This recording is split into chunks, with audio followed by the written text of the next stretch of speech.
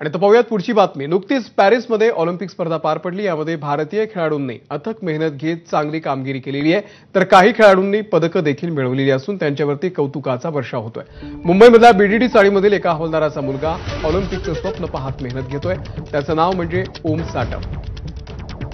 ओम साटम सध्या स्विमर ऑलिम्पिकसाठी तयारी करतोय, मात्र घरची परिस्थिती हलाखीची असल्यानं कधी कधी त्याला सरावासाठी मागे पडावं लागतं। त्यामुळे त्याच्या वडिलांकडून हळहळ व्यक्त केली जाते। दरम्यान ही बातमी एबीपी माझानं दाखवल्यानंतर क्रीडा मंत्री संजय बनसोडे यांनी स्विमर ओम साटमची भेट घेतली। तसंच ऑलिम्पिक आणि आंतरराष्ट्रीय स्पर्धेमध्ये सहभागी होण्यासाठी आर्थिक मदत करणार असल्याचं देखील संजय बनसोडे यांनी सांगितलेलं आहे। त्यासोबतच शिवसेनेचे आमदार प्रताप सरनाईक यांनी देखील ओम साटमची भेट घेऊन त्याला शुभेच्छा दिल्या।